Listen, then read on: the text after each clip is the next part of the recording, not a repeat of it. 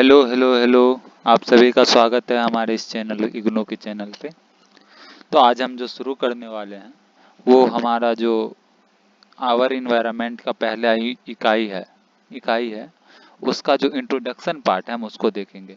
यहाँ जो नोट्स बनाए गए हैं वो इग्नो के जो बुक आते हैं उसको देखते हुए बनाए गए हैं और उसी सीक्वेंस में बनाए गए हैं। तो उसमें हमें सबसे पहले इंट्रोडक्शन से मुलाकात होती है, इसीलिए हम सबसे पहले इंट्रोडक्शन की बात करेंगे। ठीक है, ठीक है। तो चलिए शुरू करते हैं, अपन बात करते हैं आगे। तो देखिए, इंट्रोडक्शन की बात करते हैं हम यहाँ पर प्रस्तावना के। तो सबसे पहले आता है हमारा जीव मंडल। जीव मंडल क्या होता है उसके बारे में समझेंगे, जीव मंडल क्या है। तो देखिए, पृथ्वी एक मात्र ऐसा ग्रह है जहाँ पर क्या है, जीवन मौजूद है।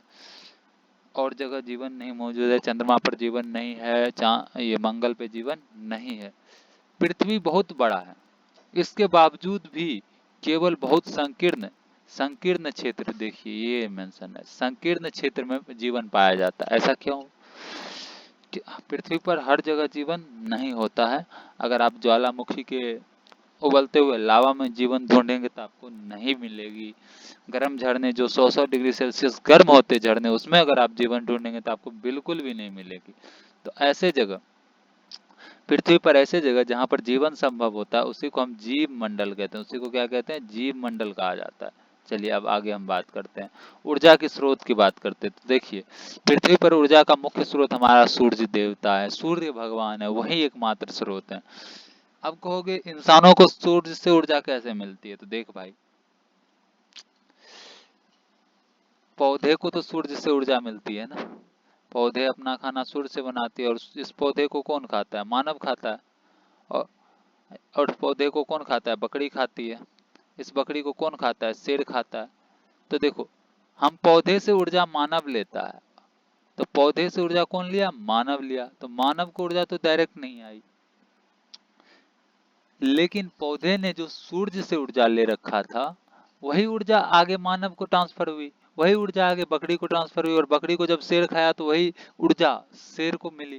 तो इस प्रकार से सूर्य ऊर्जा, देख रहे हो किस तरीके से एक जीव को दूसरे जीव से कनेक्ट कर रहा है, उसको सतत बना रहा है। इसलिए लिखा है, सूर्य पृथ्वी पर ऊर्जा का एकमात्र मुख्य स्रोत है। यही सौर ऊर्जा विभिन्न जीवों के बीच होने वाली सतत परस्पर क्रियाओं को संभव बनाती है। यानी कि दो जीवों को आपस में इंटरेक्शन, आपस में क्रिया करने के लिए संभव बनाती है। अब पर्यावरण का अर्थ समझो। पर्यावरण क्या होता है? हम अपने चारों तरफ जितने भी चीजें देखते हैं वो सभी पर्यावरण के हिस्से होते हैं, और वो जीवों पर अपना प्रभाव डालते हैं। जीवों पर क्या करते हैं? अपना प्रभाव डालते हैं। जैसे अगर हम धूप की बात करें, धूप यानी कि धूप समझते हो ना, सूर्य से निकलने वाली किरण, क्या उसका प्रभाव जीव पर पड़ता है? तो वो भी हमारा पर्यावरण का हिस्सा है। ठीक है।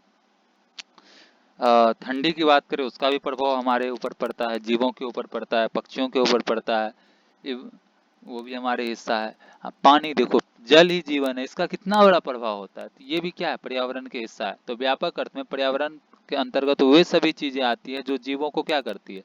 प्रभावित करती है।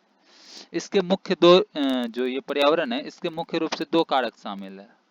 एक जिसमें जान नहीं होता है, जान जान का मतलब है जीवन, जैसे भौतिक कारक, उसको कहते हैं भौतिक कारक। एक जिसमें जान होता है, जिसे सजीव कारक।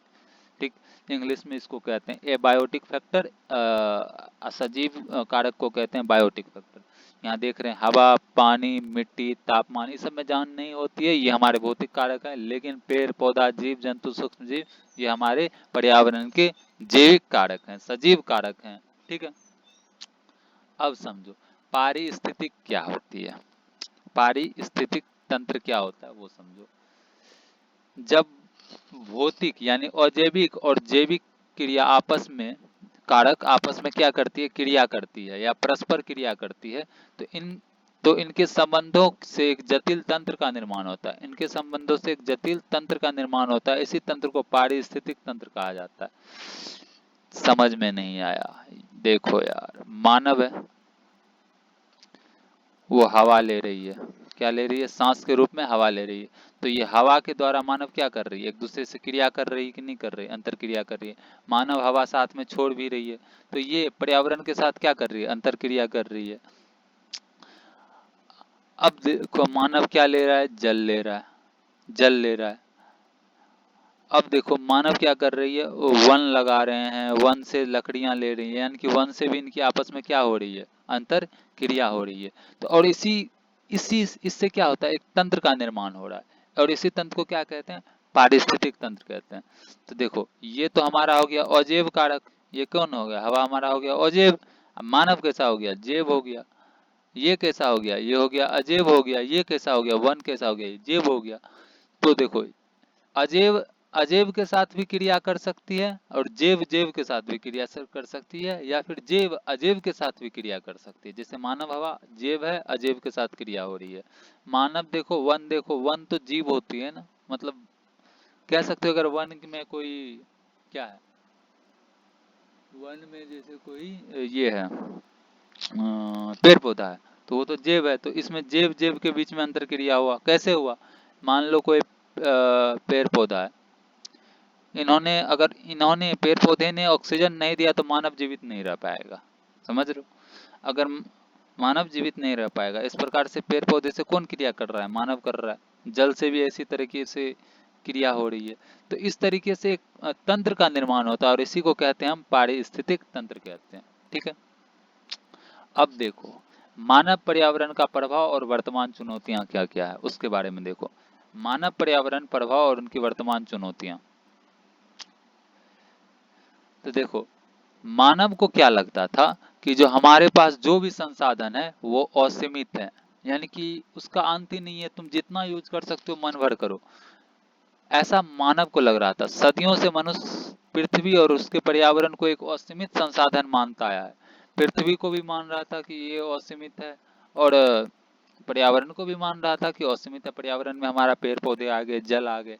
लेकिन आज तक मानव ने यही सोच के साथ असीमित संसाधन सोच ले रहा था कि ये कभी खत्म होने वाला नहीं। इसी सोच के कारण इसने क्या किया, प्राकृतिक संसाधनों का अंधाधुंध उपयोग किया। आप जो डीजल पेट्रोल जमीन के नीचे से निकालते हो, कच्चा तेल, उसको भी असीमित माना, और आज उन्होंने इतना यूज कर लिया कि आप धीरे धीरे उसकी वो घट गई, मतलब डीजल पेट्रोल जैसे चीजें कम होने लगी है पृथ्वी के अंदर, और धीरे धीरे वो खत्म होती जा रही है। ठीक है। अब देखो ये था संसाधनों का अत्यधिक दोहन, जिसके कारण पर्यावरण पर क्या पड़ा है, प्रभाव पड़ा है। दूसरा है औद्योगिक क्रांति का प्रभाव। जब से बड़े बड़े फैक्ट्री लगाए गए उसके लिए मजदूरों की आवश्यकता पड़ी है। इसके वजह से दो बड़े बदलाव आए हैं। मानव की जनसंख्या में तीव्र वृद्धि हुई है, जनसंख्या बढ़ने से संसाधनों की मांग बढ़ी है। जितने देखो अगर तुम्हारे एक घर है, उसके पास 100 बीघा जमीन है, आने वाले 5 जनरेशन के बाद सबके पास 100 बीघा जमीन नहीं होगा, क्योंकि वो बंटवारा हो जाएंगे। क्योंकि जनसंख्या बढ़ती है तो संसाधन क्या होते हैं, मांग बढ़ती है संसाधनों की, और संसाधन कम होती जाती है। औद्योगिक गतिविधियों के कारण भी पर्यावरण पर प्रभाव पड़ा है, जैसे फैक्ट्रियों से निकलने वाले कचरे, प्रदूषण, और शहरीकरण हुआ, यानी कि जंगल को काट करके शहर का निर्माण करवाया गया, जिसके कारण पर्यावरण क्या हुआ, दूषित हुआ। पर्यावरण में सूक्ष्म एवं लेकिन क्रमिक विनाशकारी परिवर्तन हुआ। पर्यावरण में छोटा, सूक्ष्म मतलब छोटा, लेकिन कर्मिक मतलब क्रम, एक क्रम में हुआ। क्रम का ये मतलब समझ सकते हो कि अचानक से पर्यावरण नष्ट नहीं हुआ, धीरे धीरे धीरे एक सीक्वेंस में हुआ। छोटा छोटा सीक्वेंस कर करके आज बहुत बड़ा हो गया है, बहुत बड़ा विनाशकारी परिवर्तन हुआ है। यानी फैक्ट्रियों से निकलने वाले प्रदूषण, शहरीकरण के लिए हम पेड़ पौधे जो काट रहे हैं, इनसे क्या हुआ, पर्यावरण में छोटे तो परिवर्तन हुए, लेकिन वो धीरे हमेशा होते गए, जिसके वजह से विनाश हो गया, मतलब पर्यावरण की विनाशकारी परिवर्तन हुई है। ठीक है। तो अब हमें इसके लिए करना क्या चाहिए, मानव ने किस तरीके से पर्यावरण को दूषित किया आप लोगों ने देखा। पहले तो उसके दिमाग में से ये चीज निकाल देना चाहिए कि ये असीमित है भाई। अगर ये निकाल देगा तो वो अपने संसाधनों की रक्षा करना जरूरी समझेगा। अब इनकी प्रबंधन की आवश्यकता क्यों है, प्रबंधन की आवश्यकता इसलिए है कि हमारे आने वाले, अगर हमने आज सारा कोयला, हमारे जो डीजल पेट्रोल बनते हैं उसका कच्चा तेल का यूज कर लिया, तो हमारे आने वाली पीढ़ियों को मिलेगा ही नहीं। अगर हमने ऐसे ही प्रदूषण फैलाता गया तो आने वाले जनरेशन को स्वच्छ हवा तक नसीब नहीं होगी। स्वच्छ हवा नहीं, वो ऑक्सीजन सिलेंडर लेके उसको घूमना पड़ सकता है। अगर हम पेड़ पौधे काटते चले गए तो एक टाइम ऐसा आएगा कि उसको पेड़ पौधे से जो भी मिलने वाला फायदा है वो मिलेगा ही नहीं।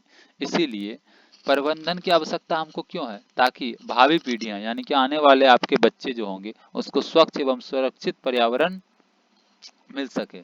छोड़ने के लिए मनुष्य अपने बुद्धि, कौशल और सही प्रबंधन का उपयोग करना अत्यंत आवश्यक है। यानी कि संसाधनों के प्रबंधन के लिए मनुष्यों को अपने बुद्धि का प्रयोग करना चाहिए, कौशल का प्रयोग करना चाहिए और सही प्रबंधन का उपयोग करना चाहिए। यही हम उपयोग करना चाहिए और यही हमारे लिए क्या है, अत्यंत आवश्यक है।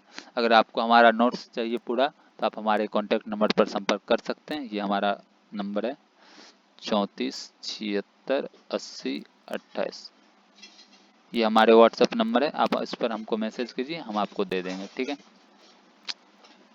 Thank you. अगर हमारा आपको अच्छा लगा हो तो आप ज़रूर अपना राय दें। ठीक, मैं आपके लिए अगला सेशन लाऊंगा, पर इंट्रोडक्शन के बाद बुक में जो होगा हम उसके बारे में चर्चा करेंगे। ठीक है, थैंक यू। आप बुक, अगर आप इसके बाद बुक को भी पढ़ेंगे तो आपको बुक समझ आएगी।